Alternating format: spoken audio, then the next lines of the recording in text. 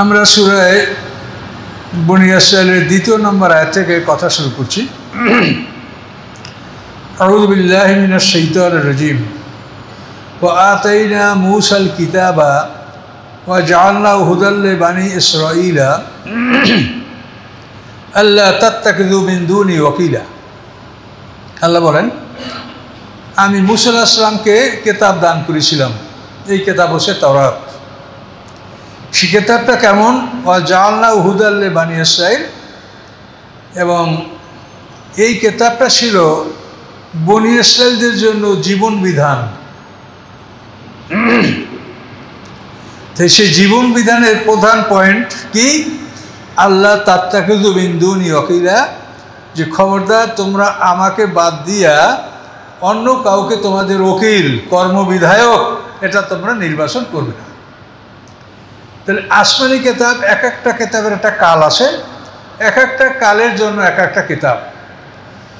তো আমাদেরকে সমস্ত আসমানি কিতাবে বিশ্বাস করতে হবে। এই বিষয়টা কিন্তু জটিল। এই বিশ্বাস করলে কোনো সমস্যা নাই। আপনি যদি তাওরাত বিশ্বাস করেন, তো তাওরাত কিতাবে আপনি পাবেন যে ওখানেই বলা আছে যে এই কিতাবের সময় এ পর্যন্ত, এরপরে তোমরা ইনজিল আমল করো। আপনি যদি ইনজিল কিতাব বিশ্বাস করেন, ঈমান আনেন, তো ওই কিতাবেই আপনি লিখিত পাবেন যে এই কিতাবটার সময় এ পর্যন্ত, এরপর থেকে তোমরা কোরআন মানো, মুহাম্মদ সাল্লাল্লাহু আলাইহি ওয়াসাল্লামকে মানো। কাজে আসমানি কিতাব মানলে আপনি কোনো জটিলতা নাই, সবই ঠিক আছে। কিন্তু আসমানি কিতাবে এখন আমরা কোথায় পাবো? সব কিতাবগুলি ওরা ইংরেজি টিম্পানি করে নষ্ট দিয়েছে, আলহামদুলিল্লাহ। তো এখন আল্লাহ বলেন এই আসমানি কিতাবের বৈশিষ্ট্য হলো দুইটা, হুদা ওয়া নূর। তো কোনো কোনো জায়গায় আল্লাহ একটা উল্লেখ করেন, আবার কোনো জায়গায় দুটোই উল্লেখ করেন। তো আসমানি কিতাবের বৈশিষ্ট্য হলো এটা পথ এবং আলো। খুব গুরুত্বপূর্ণ কথা, এটা পথ এবং আলো। আপনার কাছে যদি আলো না থাকে আর রাস্তা না থাকে, তাহলে কোথায় যাবেন? আর রাস্তা আছে, আলো নাই, আপনি কি চলতে পারবেন? এই জন্য আসমানি কিতাবগুলির বৈশিষ্ট্য হলো হুদা ওয়া নূর। এটা যেমন একটা পথ, পথনির্দেশ এবং আলো। এই আল্লাহ এক কথায় যা বুঝেছে না, আমরা সারা দিন এ কথা, আল্লাহর কথা সমকক্ষ কথা দুনিয়ার মানুষ বলতে পারে না। দেখেন কিভাবে কথাটা বলে দিল, যে কিতাবটা কি একদিকে হচ্ছে হুদান পথ, আবার আলো। তোমার পথও আছে, আলো আছে, তা তোমার আর কি অসুবিধা?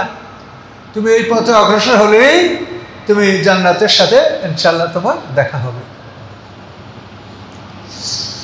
আল্লাহ বনী ইসরাঈলদের সম্পর্কে বলেন, যুররিয়াতা মান হামালনা মা নূহ। এই বনী ইসরাঈল, মুসা, এরা কারা? এরা হচ্ছে সন্তান ওই সমস্ত মানুষের যাদেরকে আমি নূহ আলাইহিস সালামের সাথে নৌকায় তুলেছিলাম। পৃথিবীর এখন যত মানুষ, এই সব মানুষগুলি নূহ আলাইহিস সালামের সন্তানদের বংশধর। নূহ আলাইহিস সালামের 4টা ছেলে ছিল, সাম, হাম, ইয়াফেস, কেনান।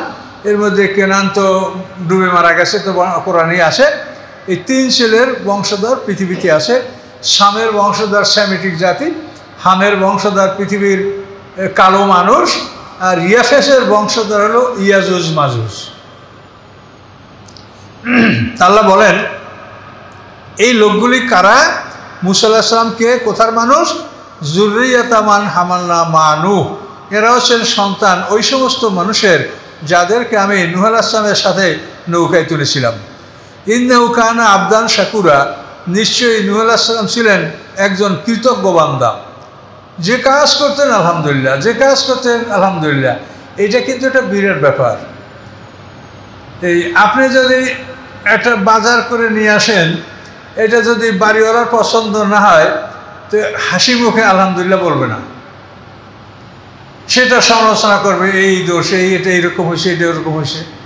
কিন্তু নিয়ম হলো আপনি যাই উপস্থিত করবেন বলবে আলহামদুলিল্লাহ। তো এই কথায় আমার জীবনে আমার মায়ের কথা মনে পড়ে। আমরা ছোটোবেলায় আমি খুব মাছ ধরতাম। তো কোনোদিন মাছ খুব বেশি পেতাম, আর কোনোদিন কম পেতাম। যেদিন কম মাছ ধরছি তো নিজের মনটাই খারাপ, কিন্তু মার কাছে যখন নিছি, মা হাসতেই বলে মাশাআল্লাহ, আলহামদুলিল্লাহ। এই কথাটা আমার কাছে, তো আগের মানুষ কত আগে আমার মা প্রায় 100 বছর হায়াত পেয়েছিলেন। তো এই জন্য এই কথাটা আসলে আমার মায়ের কথা মনে পড়ে। আমি তার কাছে যা নিয়ে গেছি, মাশাআল্লাহ আলহামদুলিল্লাহ খুব ভালো হয়েছে। কিন্তু এইটা কিন্তু আমরা পারিবারিকভাবে যাতে এটা আমরা অভ্যস্ত করতে হবে, বুঝাতে হবে যে প্রত্যেকটা ক্ষেত্রেই আমরা যা করতে পেরেছি, যা করেছি, এটা আলহামদুলিল্লাহ বলি। এই পৃথিবীতে সবচেয়ে ভালো জিনিস আমাদেরকে ব্যবহার করতে হবে। কি প্রয়োজন? আমাদের জন্য ভালো জিনিসের সুসংবাদ তো সামনেই রয়েছে। হ্যাঁ, কত সুসংবাদ সামনে রয়েছে। কাজে এখানে যদি একটু খারাপ হয় তো সেজন্য মন খারাপ না করে যা আমাদের সামনে আসছে আলহামদুলিল্লাহ। এই জন্য নূহ আলাইহিস সালাম সম্পর্কে আল্লাহ বলেন, ইন্নাহু কানা আবদান শাকুরা, তিনি আল্লাহর শুকরগুজার বান্দা ছিলেন। তিনি এটা কেন বলা হয়েছে? যে আমরাও যেন আল্লাহর শুকরগুজার বান্দা হই, আমরা কোনো ক্ষেত্রেই যেন আলহামদুলিল্লাহ ছাড়া অন্য কিছু না বলি। তাদের সামনে খারাপ আসুক, ভালো আসুক, যাই আসুক, মনে করতে হবে যে দুনিয়াই আমাদের মানে চূড়ান্ত জায়গা না, যেখানেই আমাদের সব পাওনাগুলি আদায় করে নিতে হবে, এটা তো আমাদের না। আমরা তো সবই সামনে আশা করছি। ওয়াকাদাইনা ইলা বানি ইসরাঈলা ফিল কিতাবে, আল্লাহ বলেন বনি ইসরাঈলদের সম্পর্কে আমি কিতাবে সিদ্ধান্ত দিয়েছিলাম। কি সিদ্ধান্ত? লা তুফসিদুন্না ফিল আরদি মাররাতাইনে, পৃথিবীতে তোমরা দুবার ফাসাদ করবে। ওয়ালা তা'লুন্না উলুওয়ান কাবীরা, এবং তোমরা মারাত্মক ধরনের বাড়াবাড়ি করবে। দুবার তোমরা করবে, আর এই দুবারেই তোমাদেরকে এই বাড়াবাড়ি এবং ফাসাদ করার পরে তোমাদেরকে ধ্বংস করা হবে। যে বনি ইসরাঈলদের দুইটা ধ্বংসের কথা, তাদের দুইবার চরম বাড়াবাড়ি এবং বাড়াবাড়ির কারণে তাদের দুটা ধ্বংস, এটা আল্লাহ উল্লেখ করছেন এই সূরার মধ্যে। এখন ফাইজা যা ওয়াদু উলাহুমা, যখন তাদের প্রথম বাড়াবাড়িটা মানে একেবারে চূড়ান্তে উপনীত হলো, তখন আল্লাহ বলে আমি কী করলাম? বাসনা আলাইকুম ইবাদাল্লানা, আমি তোমাদের উপরে আমার এক বান্দাকে পাঠিয়ে দিলাম। উলি বাসিন শাদীদ, সে প্রচণ্ড যুদ্ধবাজ, প্রচণ্ড যুদ্ধবাজ আমার এক বান্দাকে আমি বনি ইসরাঈল তোমাদের উপরে আমি পাঠিয়ে দিলাম। ফাজাসু খেলালা দিয়ার, সে তোমাদের ঘরের অভ্যন্তরে প্রবেশ করলো। মানে যুদ্ধ করে বাইরের থেকে যায় নাই, যুদ্ধ করে মাইরিয়া পিঠে ঘরের ভিতরেও ফাজাসু খেলালা দিয়ার, তারা তোমাদের ঘরের অভ্যন্তরে প্রবেশ করেছে। ওখানে ওয়াদাম মাফুলা, আর আল্লাহর গদি এভাবেই, আল্লাহর প্রতিজ্ঞাগুলি, প্রতিশ্রুতিগুলি এভাবেই বাস্তবায়িত হয়ে থাকে। সুম্মা রাদাদনা লাকুমুল কাররাতা আলাইহিম, এরপরে আমি আবার তোমাদেরকে দ্বিতীয়বার তাদের উপরে প্রতিষ্ঠা দান করলাম। এই ধ্বংসের পরে দ্বিতীয়বার আবার তোমাদেরকে আমি আস্তে আস্তে আস্তে আস্তে গড়ে তুললাম। ও আমদাদনাকুম বিআমওয়ালিন ওয়া বানিন, এবং তোমাদেরকে মাল ও সন্তান দ্বারা আমি তোমাদেরকে সাহায্য করলাম। ওয়া জাআলনাকুম আকসারা নাফিরা, এবং তোমাদের সংখ্যাগরিষ্ঠতা আমি দান করলাম। সংখ্যাগরিষ্ঠ হলেই একটা জেতার সম্ভাবনা থাকে। আল্লাহ বলেন ইন আহসানতুম আহসানতুম লিআনফুসিকুম, তোমরা যদি কল্যাণকর কাজ করো সেটা তোমাদের নিজেদের জন্যই করো। কল্যাণকর কাজ করলে আল্লাহর কিছু হয় না, এটা তোমাদেরই উপকার হয়। তুমি করছো, তোমার আমলনামায় লেখা থাকবে, ওটার তুমি পুরস্কার পাবে। ওয়াইন আসাতুম ফালাহা, আর যদি তোমরা কিছু খারাপ করো সেটাও তোমারই জন্য, তোমার অপরাধের শাস্তি অন্য কেউ ভোগ করবে না। তুমি ভালো করলেও তোমার, মন্দ করলেও তোমার। তো এই জন্য আল্লাহ রসুলের হাদিসে আসে যে মোমেনরা তাদের জান্নাতের বাড়িঘর সম্প্রসারণ করে, নির্মাণ করে, আর কাফেররা তাদের জান্নাতের বাড়িঘর এটা ধ্বংস করে। মানে জান্নাতের বাড়ি তো আল্লাহ লিখে দিয়েছেন, আলাস্তু বিরাব্বিকুম ক্বালু বালা, আল্লাহকে স্বীকৃতি দেওয়ার পরেই কিন্তু সবাই নামে জান্নাত লিখে দিয়েছেন, কিন্তু কাফেররা ওদের জান্নাতের বাড়ি এটা ভেঙে চুরমার করে দিচ্ছে, আর মোমেনরা এটাকে আরও সম্প্রসারিত করছে। তার বাগান, নহর, হুর, গিলমান, এটা মোমেনরা সম্প্রসারিত করে তার জান্নাতকে, আর কাফেররা তার জান্নাতের বাড়িকে ধ্বংস করে। তাদের আমলে এটা ধ্বংস হয়ে যাচ্ছে। এখন আল্লাহ বলেন এই সামনের আয়াতে দ্বিতীয় ধ্বংসের কথা। এখন এই প্রথম ধ্বংসটা ওদের কখন হয়েছিল? মুসা আলাইহিস সালাম পার হয়ে গেলেন। মুসা আলাইহিস সালামের পরে হারুন আলাইহিস সালাম তো মুসা আলাইহিস সালামের আগে ইন্তেকাল করেছেন। তো মুসা আলাইহিস সালামের পরে ইউশা ইবনে নুন উনি 27 বছর মুসা আলাইহিস সালামের পরে তাওরাতের দায়িত্ব পালন করেছেন। এরপরে কালেব ইবনে ইউকান্না, তো এরপরে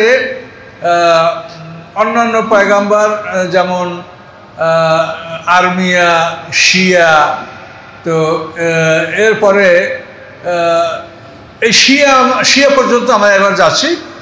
তো মুসা আলাইহিস সালামের পরে ইউশা ইবনে নুন, কালেব ইবনে ইউকান্না, তারপরে শিয়া এবং আরমিয়া। এই বনী ইসরাঈলরা মানে এমনভাবে তারা তাদের মধ্যে বিশৃঙ্খলা এবং মানে তাদের মধ্যে মানে বেহাই মানে যেটাকে ফাহেসা বলা হয়, এই অশ্লীল কাজ তাদের মধ্যে এমন পর্যায়ে বেড়ে গেছিল যে তাদের যে পয়গম্বরদের আওলাদ পর্যন্ত তারা এই অশ্লীল কাজে লিপ্ত হয়েছিল। এবং নামাজে মহিলারা যত তাদের ইজ্জতের কোনো নিশ্চয়তা ছিল না। এতখানি পর্যায়ে যখন তারা বেড়ে গেছে, জুলুম, অত্যাচার, ফহশ, অশ্লীল কাজ যখন বেড়ে গেছে, তখন আল্লাহ তাআলা তাদের বসন্ত এসেছে। এবং এই তাদের পয়গম্বর শিয়া বিন আসফিয়া এই পয়গম্বরের নাম। পয়গম্বর তাদেরকে বাধা দিয়েছেন, শেষ পর্যন্ত তারা শিয়া বিন আসফিয়া এই পয়গম্বরকে তারা হত্যা করেছে। কী পর্যায়ে তারা গেছে দেখেন। হত্যা করার পরে তাদের বনী ইসরাঈলদের দায়িত্ব গ্রহণ করলেন আরেকজন পয়গম্বর, তার নাম হচ্ছে আল্লাহ পাঠালেন, তার নাম আরমিয়া। তো এই আরমিয়াকে আল্লাহ জানায় দিলেন যে ওরা যে অপরাধ করেছে, তাফসিরে বলা আছে যে একজন পয়গম্বরকে হত্যা করলে তার বিনিময়ে আল্লাহ তাআলা অন্তত ওই জাতির কমপক্ষে 70,000 লোক আল্লাহ তাআলা কতল করবেন। পয়গম্বরও না আল্লাহর প্রতিনিধি, তাদেরকে মাইরা তোমরা আরামে থাকবা? পয়গম্বরকে হত্যা করলে কমপক্ষে আল্লাহ তাআলা ওই জাতির 70,000 লোক আল্লাহ তাআলা ধ্বংস করবেন। আর পয়গম্বরের কোনো খলিফাকে যদি হত্যা করা হয় তো কমপক্ষে এর অর্ধেক 35,000। পয়গম্বরের কোনো খলিফাকে বা সাহাবীকে হত্যা করলে তার প্রতিশোধে আল্লাহ তাআলা অন্তত পয়গম্বরের অর্ধেক 35,000 লোক হত্যা করবেন। এটা একটা অনুমান, একটা ধারণা দেওয়া হয়েছে, আল্লাহ কম বেশি করতে পারেন। তো এখানে ওরা আল্লাহর পয়গম্বর শিয়া বিন আসফিয়া একে হত্যা করলেন। এরপরে আরমিয়া দায়িত্ব আসলো। আরমিয়াকে আল্লাহ জানাই দিলেন যে এদেরকে আমি ক্ষমা করবো না, এরা আমার নবীকে হত্যা করছে, এদের আমি শাস্তি দিবই। তখন আরমিয়া, আল্লাহর পয়গম্বর আরমিয়া এমনভাবে আল্লাহর কাছে রোনাজারি করতে লাগলেন যে আল্লাহ আপনি মাফ করে দেন, বনী ইসরাঈল ধ্বংস আপনি করবেন না। তো ওনার রোনাজারিতে শেষ পর্যন্ত আল্লাহ বলেন যে ঠিক আছে, তোমার মতামতের বাইরে আমি বনী ইসরাঈলকে ধ্বংস করব না। তখন উনি খুব খুশি হলেন, বাদশাকে বললেন যে আল্লাহ আমাকে অধিকার দিয়েছেন, বলেছেন যে তোমার মতামতের বাইরে আমি বনী ইসরাঈল ধ্বংস করব না। এভাবে চলতে থাকলো। কিছুদিন পরে একটা লোক বিচার প্রার্থী হিসাবে ওই পয়গম্বর আরমিয়ার কাছে আসলো। সে কিন্তু ফেরেশতা। আয়েশা বলে যে হে আল্লাহর পয়গম্বর, আমার প্রতিবেশী আমার উপরে এই জুলুম অত্যাচার করছে, এখন আমি কি করব বলেন। তিনি বললেন যে না, আপনি ধৈর্য ধারণ করেন, আরও ধৈর্য ধারণ করেন, তাদেরকে ভালো ওয়াজ নসিহত করেন, তাদের বিরুদ্ধে কোনো অ্যাকশনে আপনি যাবেন না। ঠিক আছে। কিছুদিন পর আবার ওই ফেরেশতা আবার আসছে, এসে বলে পয়গম্বর আপনার কাছে আমি যে আগে আসছিলাম আপনার কি মনে আছে? বলে হ্যাঁ মনে আছে। তো আপনি আমাকে বলছিলেন আমার প্রতিবেশীর সাথে ভালো ব্যবহার করতে, আমি তা করেছি, আপনি যা বলেছেন আমি সব করেছি, কিন্তু এর ফল আমি এইটা পেয়েছি যে আগের সাথে আমার উপরে তারা এখন দ্বিগুণ অত্যাচার করছে। তখন পয়গম্বর বলে যে আপনি এটা বলছেন, তো অন্তত আপনি আর একবার ধৈর্য ধারণ করে দেখেন, আবার চেষ্টা করে দেখেন। তো ঠিক আছে, আপনি বললেন তো কোর্স করবো। তো আবার উনি ফেরেশতা চলে যাওয়ার পরে কিছুদিন পর আসলেন, এসে বলেন হে আল্লাহর পয়গম্বর আমাকে চিনতে পারছেন? আমি কে? বলে হ্যাঁ, আপনি তো আমার কাছে বিচারের জন্য দুবার আসেন। যে আমার প্রতিনিধির সাথে আপনি যা বলেছেন হুবহু ওইভাবে আমি উত্তম আচরণ, উত্তম ব্যবহার আমি করেছি, আমার সর্বশক্তি দিয়ে তাদের সাথে আমি ভালো আচরণ করেছি, তারপর আমার উপরে তারা জুলুমই করে যাচ্ছে, এখন কি বলবো? তখন আল্লাহর পয়গম্বর শিয়া বললেন যে আল্লাহ, এই লোকটা যা বলে এই কথা যদি সত্য হয় তো তার উপরে জুলুম করে, আল্লাহ আপনি তাদেরকে ধ্বংস করেন। এই কথা বলার পরে আল্লাহ তাআলা বলেন যে আরমিয়া, তোমার অনুমতি এবার পাওয়া গেছে, তোমার অনুমতি মতামত আর পাওয়া গেছে। তুমি বলছো যে আল্লাহ এ ব্যক্তির দাবি যদি সত্য হয় তো ওই অপরাধীদেরকে আপনি শাস্তি দেন। তো কাজেই তোমার বনী ইসরাঈলদের এইটি অবস্থা, এদেরকে আর ক্ষমা করা হবে না। তাহলে আল্লাহ তার সাথে, তার পয়গম্বর তার সাথে তার সান্ত্বনামূলক ওয়াদা করলেন এবং সেটা পূরণ করলেন।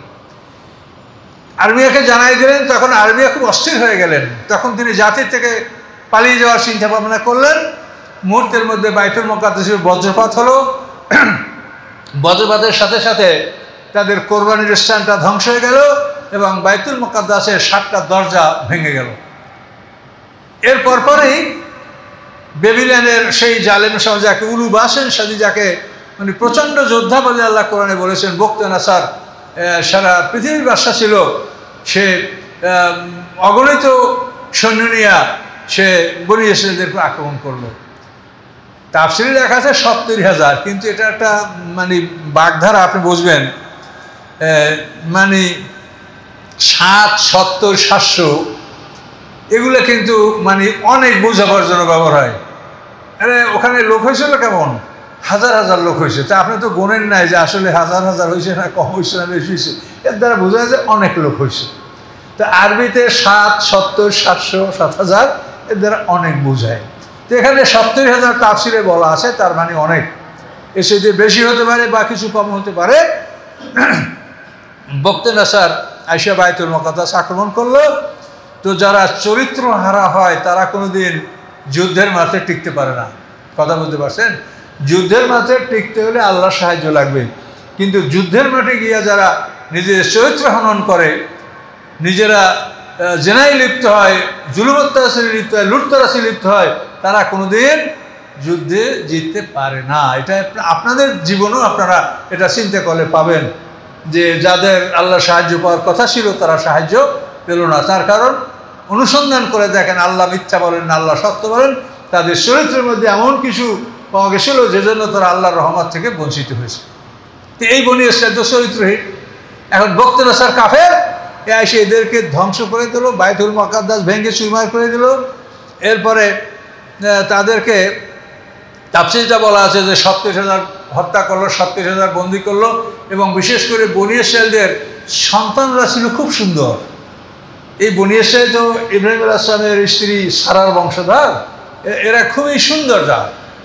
এই যে ফেরাউনের স্ত্রী বিবি আসিয়া, ফেরাউন কিন্তু কিপ্তি, কিন্তু আসিয়া কিন্তু কিপ্তি না, সে বনী ইসরাঈল। আসিয়া বিনতে মাজাহিন এই বনী ইসরাঈল পয়গম্বর বংশের কন্যা ছিল।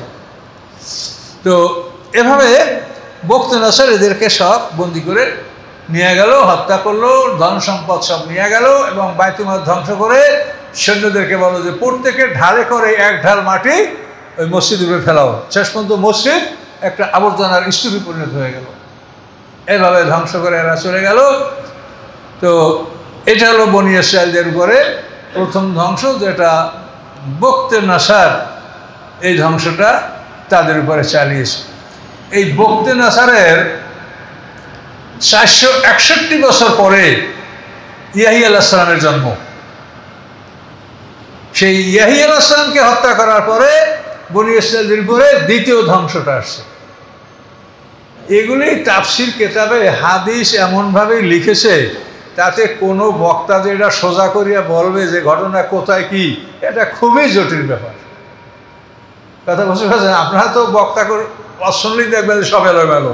এই এলোমেলোর কারণ হলো ওইগুলা বড় বড় তাফসীরে ওই এলোমেলো করেই লিখে রাখছে। তারা এত বড় লোক যে তাদের নাম নিতে আমাদের মুখে ভয় লাগে, কিন্তু আমরা বাস্তবে দেখছি যে তাদের মধ্যে কোনো সমন্বয় নাই। মানে ওই যে হাদিস, তো হাদিস মানে যার যা তাই তো হাদিস, এই জন্য কিন্তু এটা হয়েছে। আর হাদিস যদি এরকম সংরক্ষিত থাকতো তাহলে কখনোই এরকম এলোমেলো হতো না। এই বড় বড় তাফসীরিয়া কারকরা 27 পৃষ্ঠা তাফসীর করিয়া না এটার মধ্যে ভুল আছে, এটা ঠিক হবে না, আবার নিজেরা এরকম বলে। তাহলে এই বিষয়টা আমিও যে সঠিক বলতে পারছি আমি তা দাবি করি না, তবে মোটামুটি আমার অনুসন্ধান যেটা সেটা আপনাদেরকে আমি বলছি যে এই বক্তেনাসার বাইতুল মুকাদ্দাস ধ্বংস করছে আল্লাহর পয়গম্বর শিয়া ইবনে আসফিয়া এনাকে হত্যা করার পরে, এরপরে শিয়া ইবনে আসফিয়ার তারপর যে আর্মিয়া ছিলেন উনি এই সংবাদ পেয়ে যে ধ্বংস করা হবে উনি ওখান থেকে ওই জাতি থেকে উনি পালিয়ে গেছিলেন। এরপরে আল্লাহ তাআলা বলেন যে তাদেরকে আমি তাদের মান ইজ্জত সম্মান ফিরিয়ে দিয়েছি। ফিরিয়ে দেওয়ার পরে তারা এই ধরেন মানে 461 বছর পর্যন্ত বনী ইসরায়েল আবার ভালো ছিল। তো এই বনী ইসরায়েলদের এই শহরটা পুনঃপ্রতিষ্ঠা হয়েছে ধ্বংসের 70 বছর পর। ধ্বংসের 70 বছর পরে আল্লাহ তাআলা পারস্যের সম্রাট ফুসাক, এই পারস্যের সম্রাট ফুসাককে এই অঞ্চল দখল করার জন্য বলেছেন, আদেশ দিয়েছেন, সেই অঞ্চল দখল করেছে। তারপরে ফুসাক তাকে আল্লাহ হুকুম দিয়েছেন, তিনি বাইতুল মুকাদ্দাসকে পুনর্নির্মাণ করেছেন এবং শহরটাকে পুনঃপ্রতিষ্ঠা করেছেন। করার পরে উনি এই মানে ধ্বংসের 70 বছর পরে এই শহরটা পুনঃপ্রতিষ্ঠা করেছেন। তার 30 বছর পরে ওজার আসলামের ঘুম ভাঙছে। এই যে ওজার আসলাম 100 বছর ঘুমিয়ে থাকার একটা ইতিহাস আছে না, যে বাইতুল মুকাদ্দাসের ধ্বংসস্তূপ দেখে উনি ঘুমিয়ে পড়েছিলেন। উনি বলেছিলেন আন্না ইহি হাজিল বাদা মাতিহা, এই শহরটা ধ্বংস হয়ে যাওয়ার পরে আল্লাহ এই শহরটাকে কীভাবে পুনর্জীবিত করবেন। তো আল্লাহ বলেন ফামাত আল্লাহ মেয়াতাম, কীরকম করবো তাহলে তুমি দেখো। 100 বছরের জন্য তাকে ঘুম পড়ায় রাখলেন। 100 বছর ঘুমিয়ে যখন উঠলেন তো ওনার ঘুম ভাঙার অন্তত 30 বছর আগেই শহরটা পুনঃপ্রতিষ্ঠিত হয়েছে। উনি ঘুম থেকে জেগে দেখেন সে রমরমা শহর। আল্লাহ তাআলা ওনার প্রথমে চোখের মধ্যে ওনার জীবন শক্তি ফিরিয়ে দিয়েছেন। এখন ওই চোখ দুটিতে দেখতে পাচ্ছে কিন্তু নিজের দেহটার মধ্যে এখনো প্রাণ আসে নাই। এখন ওই চোখ দুটিতে দেখছে যে দেহ নড়ে না, কিন্তু দেহের মধ্যে কীভাবে প্রাণ আসতেছে তা উনি দেখছেন। এরপরে এভাবে আস্তে আস্তে ওনার দেহটা সম্পূর্ণ শরীরে প্রাণ সঞ্চার করা হয়েছে। এরপরে ওনার গাধাটার অঞ্জুরেলা হেমারেখা, তুমি তোমার গাধার দিকে তাকাও। উনি একটা গাধায় সওয়ার ছিলেন, ওনার সাথে কিছু খাদ্য পানীয় ছিল।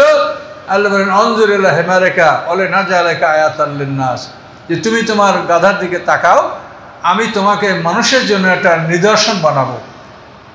অঞ্জুরের রেজামে কাইফার নুনসিজুহা, তুমি ওই গাধার হাড্ডিগুলির দিকে তাকাও, দেখো কিভাবে তার হাড্ডিগুলি আমি জোড়া লাগাচ্ছি। গাধার হাড্ডি মানে মাটির সাথে মিশে গেছে, শুধু একটা চিহ্ন আছে যে এখানে একটা পশু মাটির সাথে, এরকম চিহ্ন পাওয়া যাচ্ছে ছবির মতো। তো এই মানুষের অনেক পুরাতন কবরের ছবিগুলি কিন্তু এরকম মানে মনে হয় একটা ফটো। এটা আমার জীবনে দেখেছি। আপনারা বাগেরহাটের খানজাহান আলীর দরগার নাম শুনছেন, ওখানে যে 360 বিঘার উপরে দিঘি আছে। তো ওই দিঘির যে মানে কিনারাগুলি খুব উঁচু ছিল। তো আমি তো 70 সালে আমি পিসি কলেজ থেকে ইন্টারমিডিয়েট পাস করছি। তো ওই সময় আমরা তো অল্প বেশি মানুষ সারাদিন খালি টোটো করে বেড়াতাম। তা আমি বর্ষাকালে দেখেছি যে ওই দিঘির কেনারায় যে মাটিগুলি বর্ষায় আস্তে আস্তে ক্ষয় হয়ে যাচ্ছে, তো এই মাটির মধ্যে এক একটা মানুষের কঙ্কাল এটা ছবির মতো দেখা যাচ্ছে। পূর্ণাঙ্গ একটা মানুষ মনে হয় যেন একটা ছবি, ওই বর্ষায় মাটি ক্ষয় হয়ে যাবে, কঙ্কালটা এভাবে দেখা যাচ্ছে। তাহলে ওজার আসলাম মনে হয় যেন ওভাবেই তার গাধার কঙ্কালটা দেখতে পাচ্ছিলেন। আল্লাহ বলে যে দেখো আমি হাড্ডিগুলি কীভাবে জোড়াচ্ছি, খড়খড় করে ঝরঝর করে হাড্ডিগুলি উঠে একটা কঙ্কাল হয়ে গেল গাধার।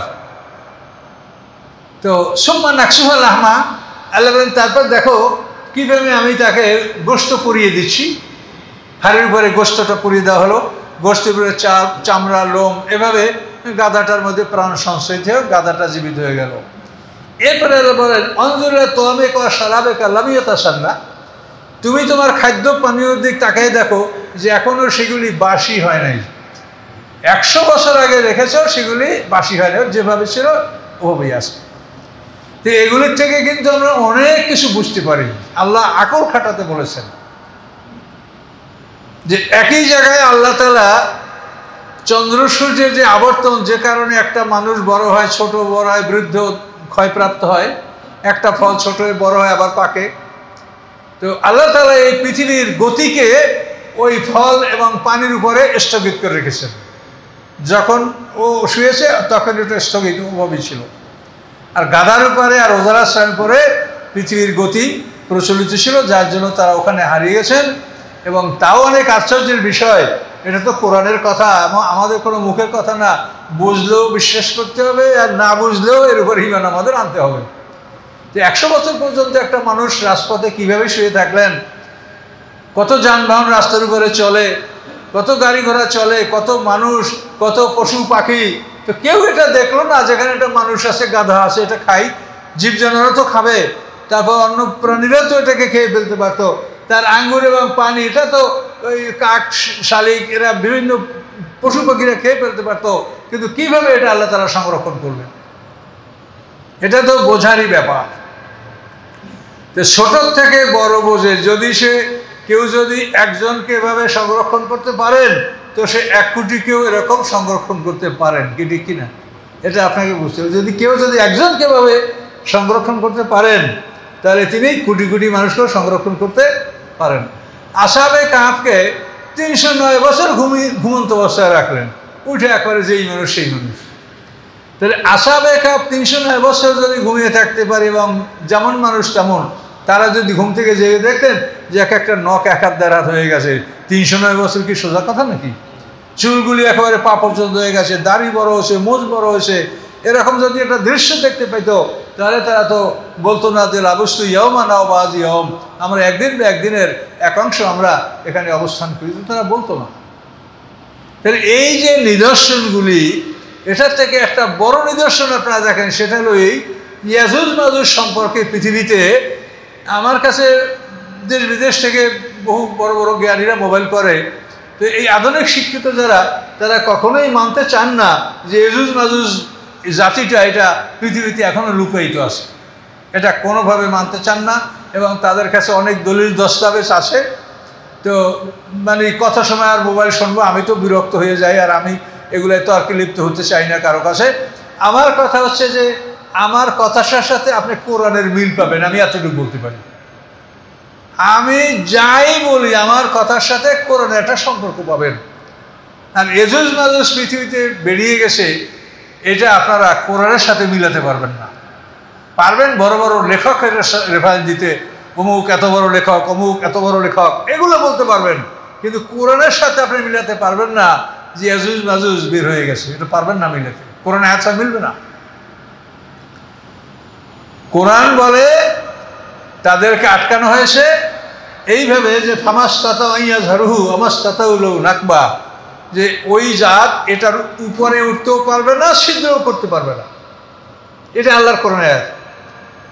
ফাইজা যা ওয়াদু রব্বি জাআলাউ দাক্কা, অথবা আপনার রবের প্রতিশ্রুতি যখন আসবে, তখন রব এটাকে চূর্ণবিচূর্ণ করবেন।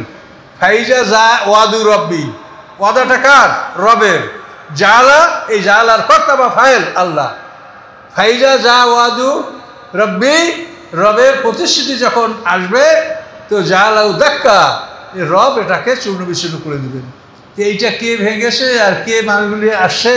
এখন আমাদের প্রশ্ন হলো যে এতগুলো মানুষ কোথায়, এদের দেখতে পাচ্ছি না। যে তা আপনি ওজার আসলামকে দেখতে পেলেন না কেন, এটার জবাব দেন।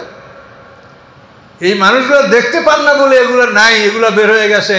এই গগ ম্যাগাক বা মংমুচি, এই ইরান, মঙ্গোলিয়া বা চীন, জাপান, এই সমস্ত এলাকার লোককে আপনি বলবেন যে এরা গগ ম্যাগাক, ইয়াজুজ মাজুজ, তাহলে এদেরকে দেখেন না বললে আপনি ঐতিহাসিকদের কথা যুক্তিতর্ক তুলে ধরছেন যে ইয়াজুজ মাজুজ বেরিয়ে গেছে। তাহলে আপনি উজাইর আসলামকে কেন দেখতে পেলেন না? সেটা তো বাইতুল মাকদাস শহরের জেরুজালেমের একটা মানে প্রধান সড়কে, রাজপথে তাকে এই অবস্থা করে রাখো, তাকে দেখলেন না কেন? কাজে আল্লাহর জন্য এটা আমাদের কাছে অসম্ভব মনে হলে আল্লাহর জন্য এগুলো অসম্ভব না। এগুলি হলো কোরআনের উপরে আমাদেরকে আল্লাহ বলছেন যে আয়াতে মুতাশাবিহাতগুলি, এগুলি তোমরা বলো যে আমরা ঈমান এনেছি, আর যেগুলি স্পষ্ট আয়াত মুহকামাত এগুলি আমল করো, আর যেগুলো বোঝো না সেগুলো নিয়ে বেশি বাড়াবাড়ি করো না। সম্মানিত সুধী, তো এভাবে বাইতুল মুকাদ্দাস পুনঃপ্রতিষ্ঠিত হলো। এরপর দেখেন ফাইজা যা ওয়াদুল আখিরাতে, দ্বিতীয় প্রতিশ্রুতি যখন আল্লাহর আসলো যে দুবার ওরা ফাতনা ফাসাদ করবে এবং দুবার ওদের উপরে ধ্বংসযজ্ঞ আসবে, তা আল্লাহ বলেন যখন দ্বিতীয় প্রতিশ্রুতি আসলো তো লায়াসু উজুহাকুম, তাদের চেহারা মলিন হয়ে গেল, ওয়ালিয়াদখুলুল মসজিদা কামা দাখালু আউয়াল মাররা, এবং তারা মসজিদে ওইভাবেই প্রবেশ করলো যেভাবে প্রথমবার তারা প্রবেশ করেছিল। ওয়ালিউতাব্বিরু মা আলাউ তাদবীরা, এবং তারা যেগুলিকে তারা আয়ত্ত করেছিল সেগুলিকে সবই বিধ্বস্ত করে দিয়েছে। যতখানি তারা আয়ত্ত করেছে কিছুই রাখে নাই, সব ধ্বংস করে দিয়েছে।